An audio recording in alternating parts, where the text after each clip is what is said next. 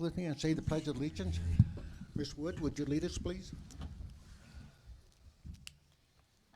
Allegiance to the flag of the United States of America and to the republic for which it stands, one nation, under God, indivisible, with liberty and justice for all.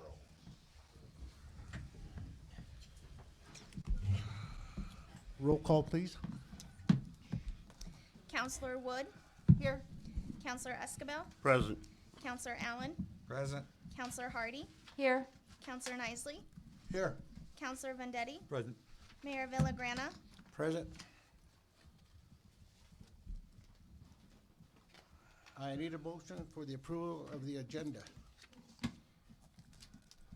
We do have one correction, and that'll be item 9B, which is scheduling some dates due to holidays. We will not need to reschedule the one for January. That one's good, but we will need to reschedule the one for July 4th. That one, while the building is closed, all the city employees will be working with all the festivals, so we missed that one. And then we'll state this again when we come up to that agenda item. I will entertain a motion to approve the agenda. Make a motion, we approve the consent agenda. Second.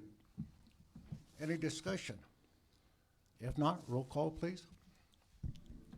Counselor Vendetti. Aye. Counselor Escabel. Aye. Counselor Wood. Aye. Counselor Allen. Yes. Counselor Hardy. Yes. Counselor Nisley. Yes. Mayor Villagrana. To the voters out here, I'd like to, I have asked city council, and this city council has been, has all agreed that we'd like to start limiting executive sessions. And I'd like to see something from city manager and city attorney. So we are, for councils in the future, city managers in the future, that is clearly written what we can do and what can be discussed in executive sessions.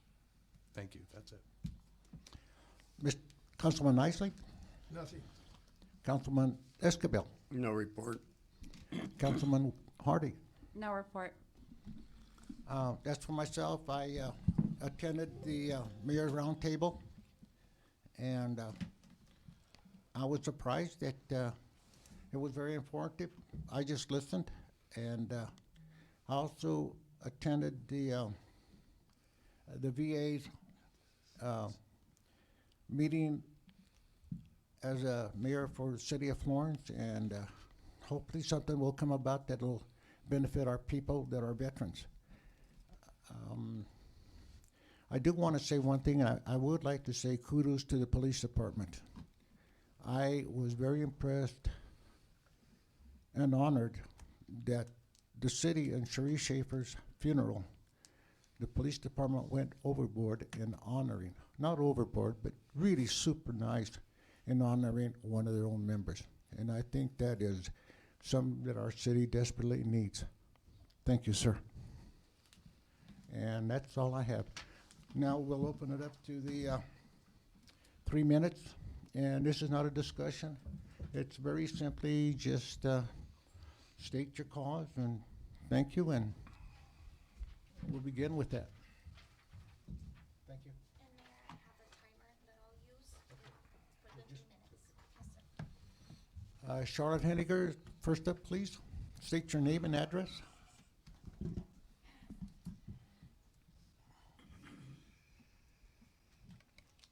Hi, good evening.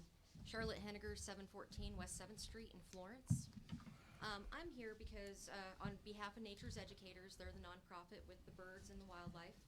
We just purchased today lot number 8 on Victory Lane Road. We did close, we have title in hand.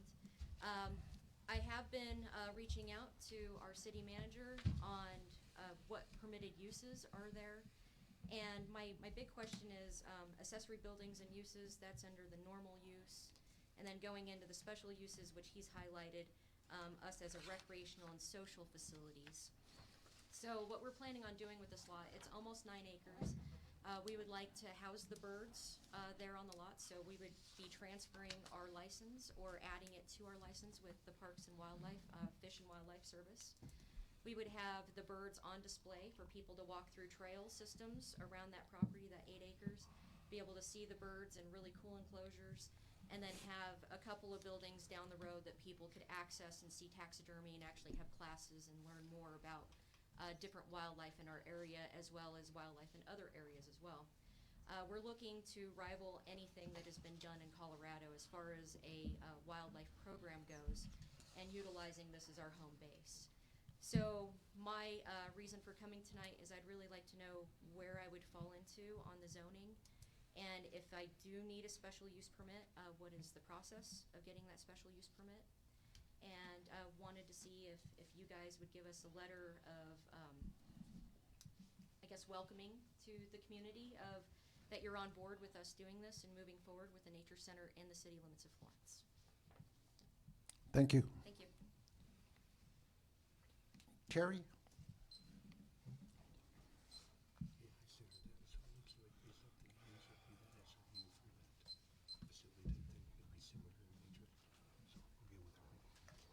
My name is Terry Bernath. I live at 504 North Petroleum Avenue. I have some photographs for staff. For council. Can I pass those out? Does anyone need to see them first? No.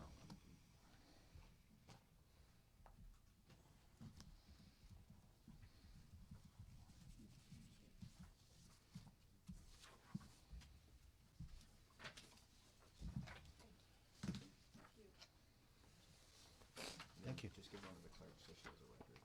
Thank you.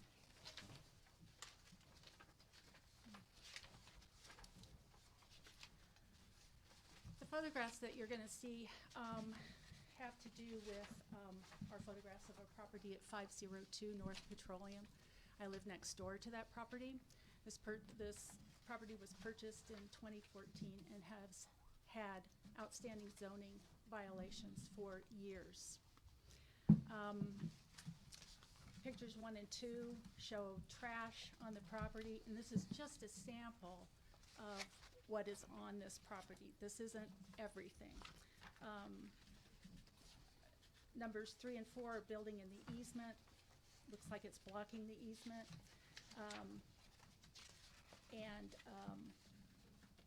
Also, you'll see a garage that may be becoming an accessory dwelling unit.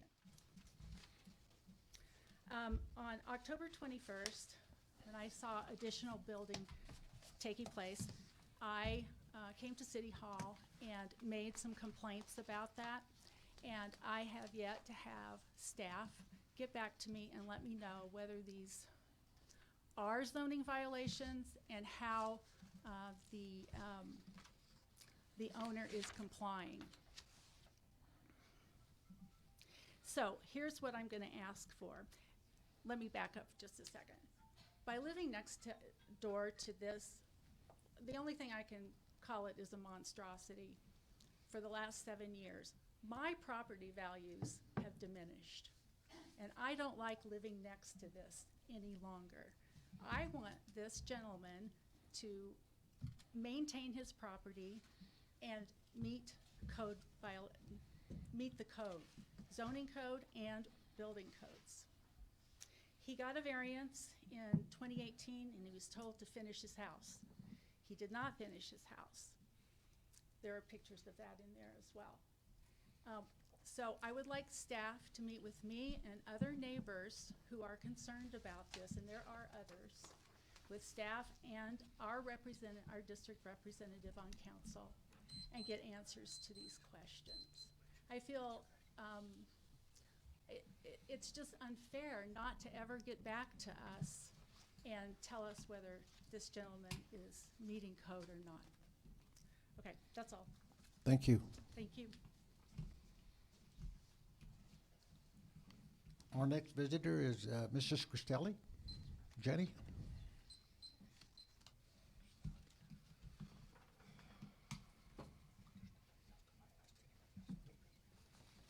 Hello, I'm Jenny Cristelli. I'm the president of the Florence Chamber of Commerce, and I just wanted to give a quick update on some of the things that we have going and some of the things that we have done. So we had our Christmas tree lighting down at the bank parking lot the Saturday after Thanksgiving.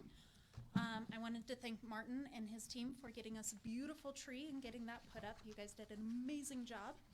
I want to thank the police department. You guys did a fantastic job escorting Santa Claus and all of his elves and reindeers and everyone into town.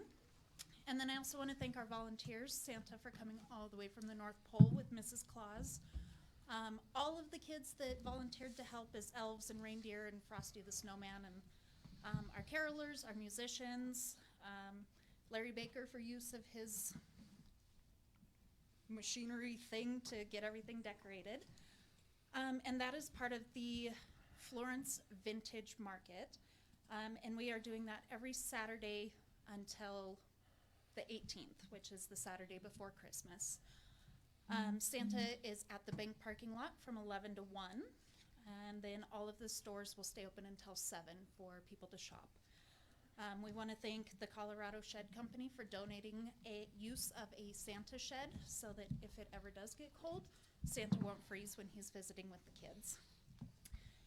The next big thing we have coming up is happening on Thursday night, and that's the Member Appreciation Tacos and Margarita night from 5 to 7 at the Chamber. And then during that event, anybody who joins the Chamber, we are offering a 20% discount for 2022 membership fees. So if you pay that night, you get a discount, and we'd love to see everyone there. I would love to see all of you guys there, so I have beautiful invitations so that you don't forget, put them on your refrigerator and come see us on Thursday night. We are getting ready to do elections, so we're gonna have a new board coming in. So we are looking for members, board members, and our next meeting is tomorrow night at the Chamber at 5:30. So everyone is welcome, public is welcome, you guys are welcome. We'd love to have everybody involved with the Chamber. Thank you. Thank you.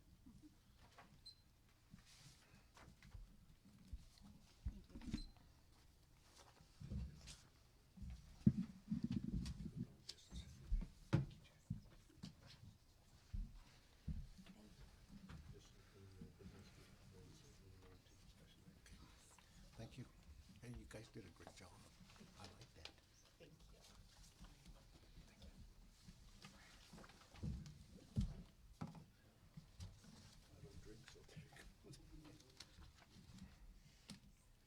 And that concludes our old business, so we'll go on with discussion items. First discussion item is updates traffic code violations.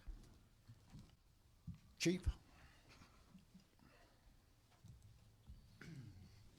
Good evening, everybody. Basically what this is a couple updates to the model traffic code that we use in court.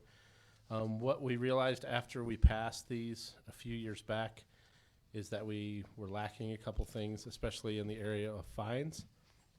The way it was written, if I write somebody a ticket for a suspended driver's license, and Matt can help me out with this, if they come into court and they got their license fixed, then it gets dismissed. So that means all the effort we put in writing the ticket, the court clerk, my clerk over there, there's no income for that. So we kind of lose money on writing that ticket. So this will give it a minimum fine. There would be a maximum fine if they don't get it fixed. If they get it fixed, then it's a reduced fine. And the idea is the same with expired license plates. If they got their license plates, they could be expired for 6 years, but if they got them done before court, there was no fine. And so there again, like I said, we lost out on that. So this would give them a minimum fine. It would still have the same premise of we're encouraging you to just be compliant, and the fine would be less, but there would be a fine. The way I look at it is like if I wrote you a speeding ticket, but you didn't speed from the day I wrote you a ticket all the way up until court, that means the ticket goes away? No, you were guilty of it that time when me or one of my officers wrote that ticket. So there should be some kind of fine. And then there's a couple other things on here like driver's license required that weren't on there before. So we would have to write them to the state, and I'd rather give the money to Florence than give it to the state. But just some of them are like the driving without a valid license or instruction permit. we didn't have the instruction permit on there before, so if somebody violated that, we'd have to write it to the state. We couldn't write it to our court. I'm assuming you guys all have this list, so I don't have to go through. Does anybody have any questions about any of those things? Chief, I just am curious because I did attend the department head meetings. Now, do we need to adjust our ordinances so that those people, when you write tickets, don't exactly get off? I believe that's how it is. It has to be adjusted, and it's basically for the judge, because the judge, his hands are tied to what the ordinances read. So here's an example. About a year, I don't know if it was a year ago, but I asked one day on a court day, I said, how much money in fines did we make today? And the clerk said $3,000. And I was like, woohoo! And she says, but we dismissed $5,000. And that's because the ordinances are not written correctly. So that shows you a difference. We lose more money than we make. So I'm trying to correct that. So have you sent this to our lawyer? We've got it together, and I know we've discussed it. I don't think we've ever really went after it, and so that's why we brought it up to you guys, because it's going to have to be approved by you guys eventually anyway. So this is kind of like a get him started to where he can put it in the ordinances and bring them back to you guys, and you guys can say, give it your blessing or whatever. Any further discussion? Council? Thank you, Chief. All right.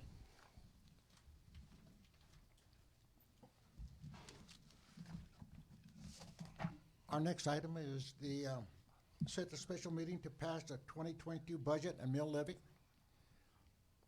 Our city clerk, please. Yes, council, so we're gonna have to have a special meeting either sometime this week or the beginning of next week to go ahead and pass our budget and our mill levy so that we can get that mill levy over to the county to ensure that we get that in before the deadline. So I just wanted to have all of you guys together and see what a date and time would work for all of you. And also, there's a red car outside with its lights on. If anybody's got a red vehicle, might want to check their lights. Councilman Vendetti, have you got any date in mind? I'm pretty open. Councilman Wood? I'm looking. Councilman Allen? Monday evening next week? Monday evening? What time would you guys like? 5:30? 5:30? I'll be a little late. Okay. It'll be a real quick meeting. We're gonna kind of go over everything this evening, so it'll literally just be giving your stamp of approval. 5:45 for Crystal? What time? 5:45 for Crystal? 5:45? Mr. Councilman Escabel, 5:30? Councilman Hardy, 5:30?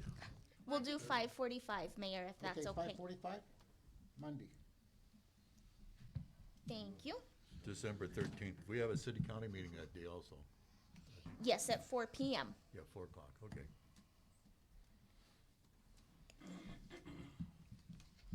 Action items, we have a public hearing for special events permit for the Florence Chamber of Commerce, event to be held December 9th from 4 to 10 p.m.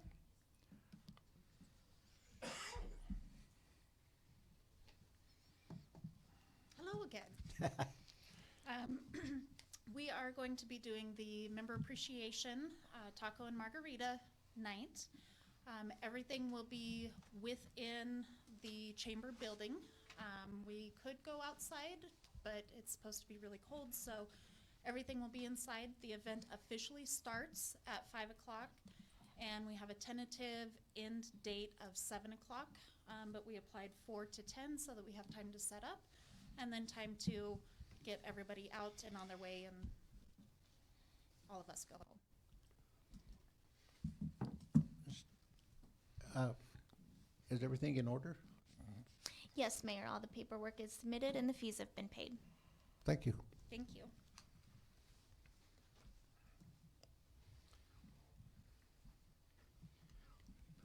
And the next item was public comments, please. Any?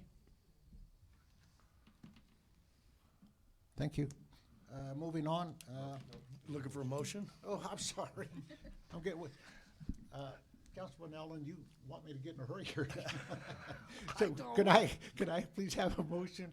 I want to hurry up and make a motion. Okay. Can I make a motion that we approve this special events? I'll second. Discussion? None? Roll call, please. Counselor Nisley, Yes. Counselor Hardy, Yes. Counselor Wood, Yes. Counselor Escabel, Yes. Counselor Allen, Yes. Counselor Vendetti, Yes. Mayor Villagrana. Yes.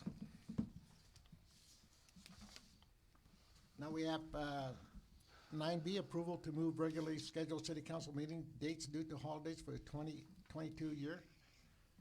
City clerk, please.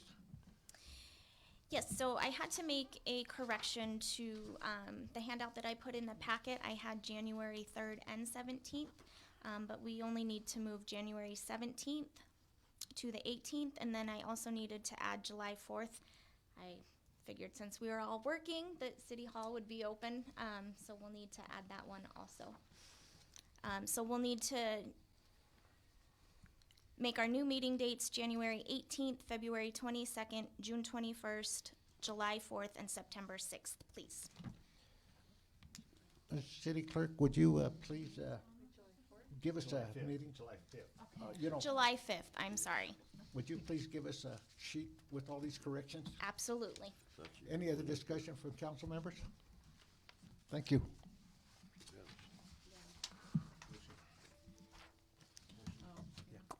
I need a motion to approve these changes. I'll make a motion that we change the meeting dates as stated. Second. Discussion? No discussion? Roll call, please. Counselor Nisley, Yes. Counselor Escabel, Yes. Counselor Wood, Yes. Counselor Allen, Yes. Counselor Hardy, Yes. Counselor Vendetti, Yes. Mayor Villagrana. Yes. Our next item is the Florence Farmers Market use.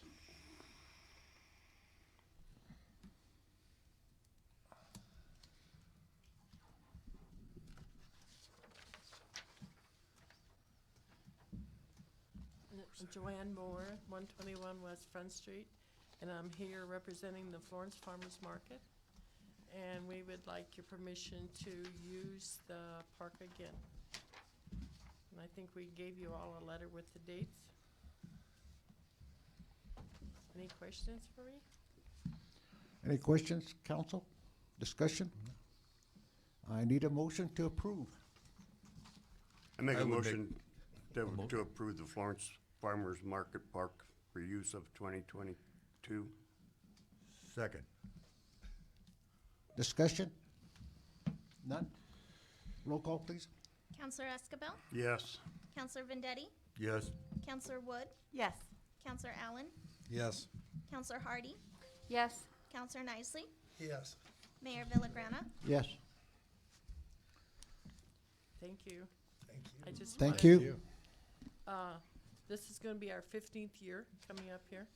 And so far to date, and we've got another money pending here for another one, but to date, we've donated $17,450.40 back to different people and schools and victims and Nice. whatever in Florence.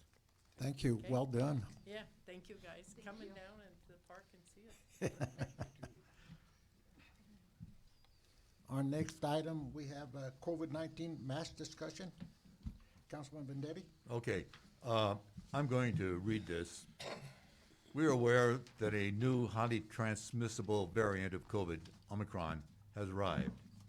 Scientists in South Africa say Omicron is at least 3 times more likely to cause reinfection than previous coronavirus variants such as Beta and Delta.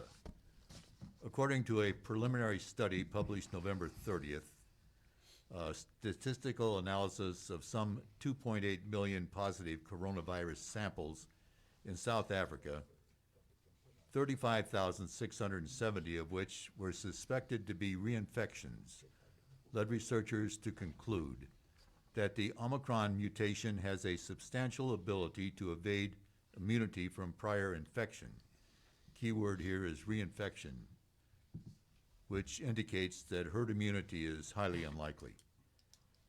Vaccination, although effective, has not stopped the spread of COVID. Vaccinated people contracting COVID generally have a better outcome than the non-vaccinated. But the vaccinated is not a guarantee that an individual will not contract and spread the disease. A primary route of transmission of COVID-19 is via respiratory particles, and it is known to be transmissible from pre-symptomatic, post-symptomatic, presenting a few symptoms, and asymptomatic individuals.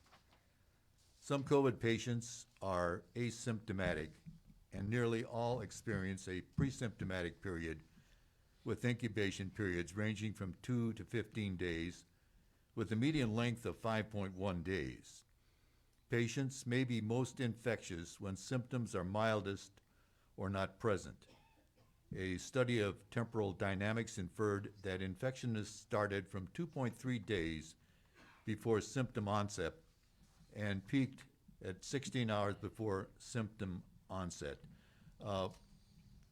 This is important because people are infectious, but they are not displaying the symptoms of COVID. They don't know they have it, but that's the time they are most infectious. Reducing and possibly eliminating disease spread will require three things: eliminate contacts of infected individual via physical distancing, wearing masks, and vaccination. The preponderance of evidence indicates that mask wearing reduces transmittability per contact by reducing transmission of infected respiratory particles in both laboratory and clinical context. Public mask wearing is most effective at reducing spread of the virus when compliance is high. The vaccines have proven to be effective in preventing the spread and severity of COVID infections. However, this applies to us, only 41% of Fremont County is fully vaccinated. 47% of the 18 and over population is vaccinated, and that is 20 points lower than the national average, with 151 deaths per 100,000 since May 1st, 95 deaths per 100,000 higher than the national average, and that's why I wear a mask.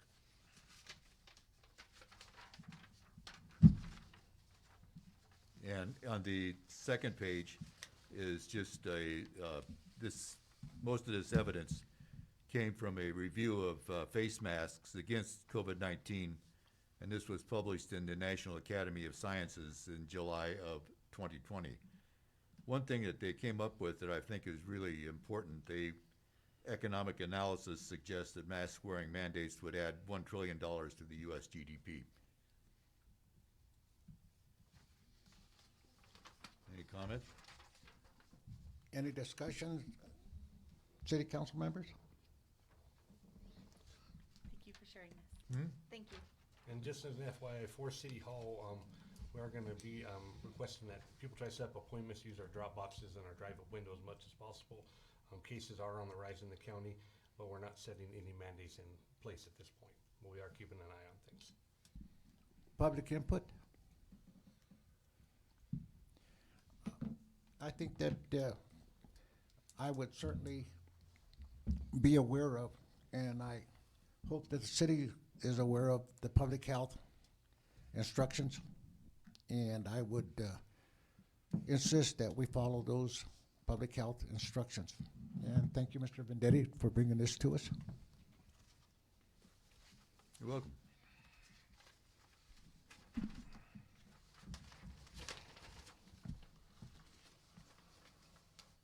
We're on resolution number 2021-12-6, a resolution allowing a duplex as a special use preview in the R1 lower density residential area. Mark Jones here. Mark Jones is the applicant, so we'll give him give a base overview, and then I'll give a staff report.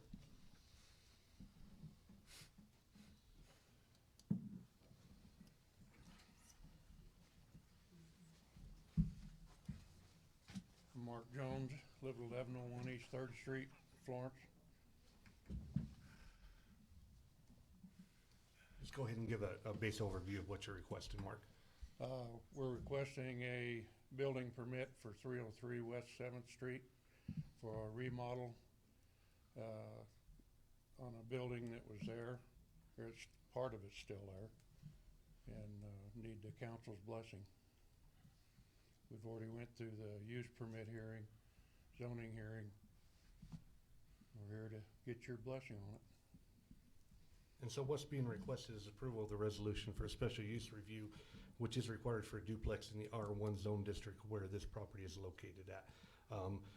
The applicant has gone to Planning Commission, who did unanimously vote for recommendation for approval of this, and staff recommends approval of special use review 21-001 as it meets all requirements for special use review and will be compatible with surrounding uses. Just to the south of there is where the high school did some rezones, and they built some duplexes there, so there are some duplexes in the area. The site is large enough to accommodate the use, required parking, and other similar factors, and the current structure is large enough to be converted to a duplex and meet the minimum dwelling sizes. Discussion on this? Mr. Vendetti? No. Ms. Wood? No. Mr. Allen? No, sir. Mr. Nicely? Mr. Escabel? I hope it works out good for you. I'm in favor of it. You bet. I Ms. hope Hart? it works out for you, and I'm in favor of it. Okay. Ms. Harding? No. Okay. Public comment and then Any public comment on this item? No? motion. I'll make a motion. Okay. Yeah, we approve the resolution allowing a duplex as a special use review in R1 low density residential single family. Second. Any further discussion? Any questions for Mr. Jones? None? Public input? None? Roll call, please. Counselor Nicely? Yes. Counselor Escabel? Yes. Counselor Wood? Yes. Counselor Allen? Yes. Counselor Hardy? Yes. Counselor Vendetti? Yes. Mayor Villagrana? Yes. Thank you, Mr. Jones. Thank you. Our next item is the first reading of the 2022 budget. Finance Officer, please.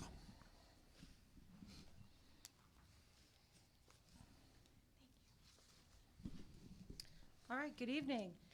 Presented in front of you is a balanced budget for the 2022 year. Just wanted to go over a few of the highlights. I think you guys all have your packet in front of you with a few of the highlights. So just so revenue on the first page, revenue, we're seeing a nice growth with property taxes and sales tax. So if you look at the spreadsheet, I pointed out 2020 as an actual, 2021 as a year to date, and 2022 with the budget, so you can see the growth in revenue. And it's broke down by general fund, water fund, and then the streets. If you look at the general fund from budget 21 to budget 22, you'll see a growth of 236,000, and the majority of that comes from the property taxes and the sales tax. The water fund, budget year 21 to budget year 22, you'll see an increase of 326,000. And if you look at the highlights for the revenues, once again, that's property taxes, and we did get the mill levy late last week on Friday, so this is the true mill levy, and that's $106,000 in growth. General sales tax, we budgeted $318,000, and that is the growth with the trend. Business taxes, we did decrease that a little bit because we're more in line with the trend as we grew a lot the last couple years, and now it's evening out. Licenses and permits, an increase of 24,000, 450. State shared revenues, increase of 4,000. Miscellaneous revenue, and that is some grants that we've seen grants with the Homeland Security grants and the grants that the police department is really going after. But we did not budget the USDA grants, and there was a reduction in the task force grant, and that is the grant the police department uses for their battle grant. So that is less. And then, of course, the police grants, pretty excited that we were able to finalize those grants prior to the end of the year, so those revenues will offset those expenses nicely. And I went and made those their own line items, so we can track them very quickly, very easily. So each grant will have its own line item, so we can go and research those. If you look at the general fund, highlight of expenses, some of the biggest expenses, of course, will be salaries. We budgeted a 4% increase. That doesn't necessarily mean that's where we're going, but a 4% increase to keep with our step chart. And this year, as we've talked about before, we're going to go to performance-based evaluations. But we did budget for a 4% increase. The addition of the HR line for $25,000. Gasoline was a 40% increase over last year. The sweeper purchase and the amortization schedule is in the documents, and that's a $35,000 payment over 6 years. And then the city locks. So the city locks, I did amortize that, and that will be $5,300. Jessica got that quote, and we figured that would be the best way to accommodate those that expense. We did increase professional services by $38,000, and that has a lot of these engineering costs that we want to do, the culvert and some of those engineering things to get ahead. New park equipment, very excited about that for Pioneer Park. Now, a note on that, when you look through your documents, there's a huge discount. Cortland worked very hard, so that discount shows in there, but that's a new expense.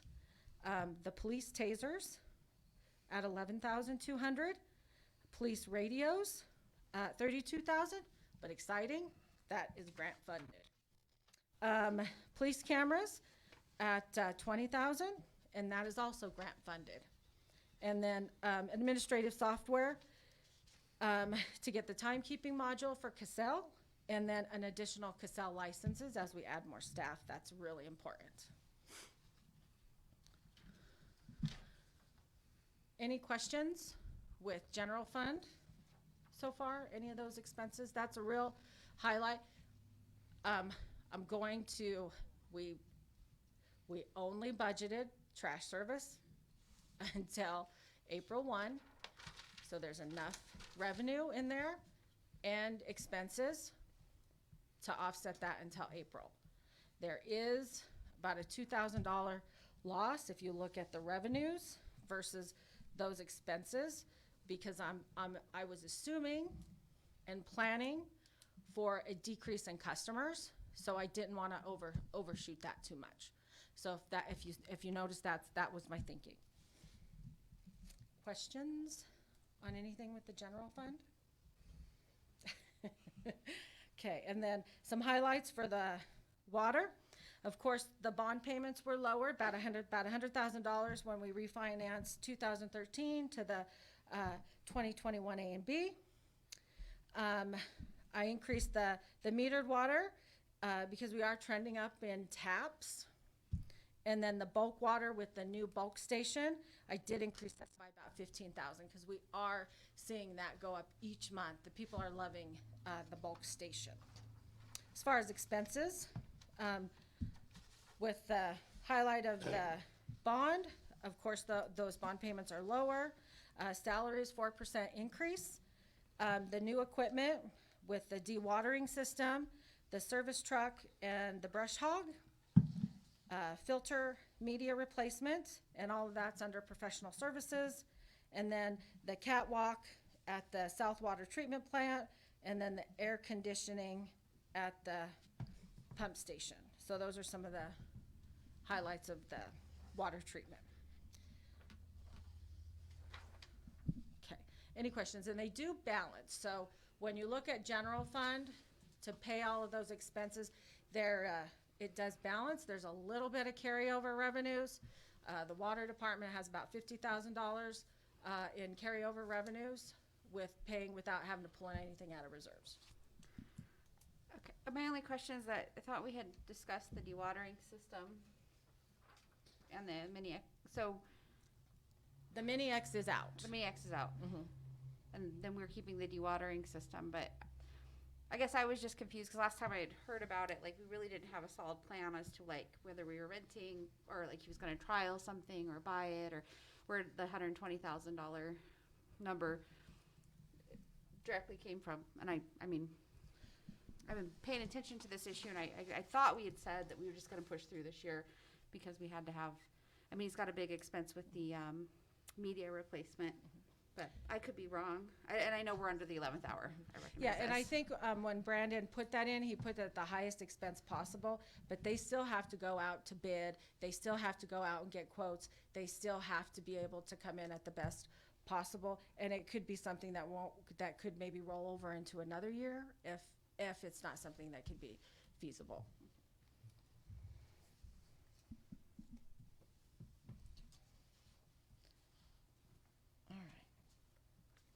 And then for some highlights for street expenditures, sidewalk improvement, we put in 25,000 that goes straight to sidewalk improvements.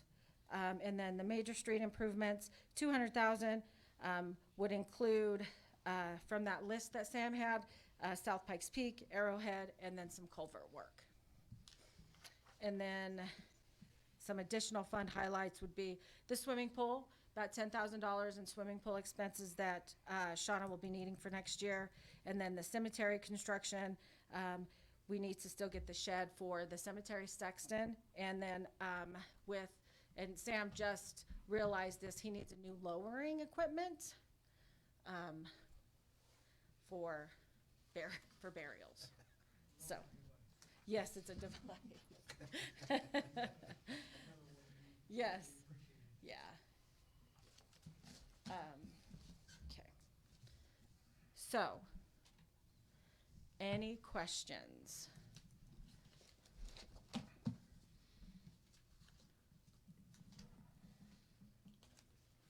No? No. Okay. And then the packet has all of the highlights, the amortization schedules, the quotes for the locks, the Cassell software quotes, the taser, and then all of the ones that go with the grants, which is super exciting.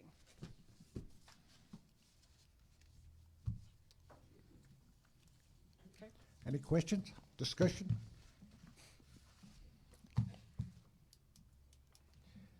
Public input, please. Thank you.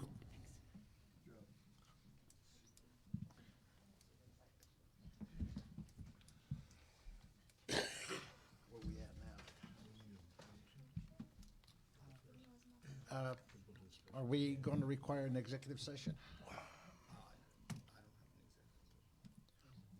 No executive session? We're not requesting executive session, so. No. Not requesting an executive session, council? Do we need to make a motion on the first reading of the budget? No, this is essentially what you're hearing. Yeah, this is just here. Sorry. No. We don't. You guys will do all the motions approved at the special meeting on Monday. On Monday. Okay, it's 7:16, and this meeting is adjourned.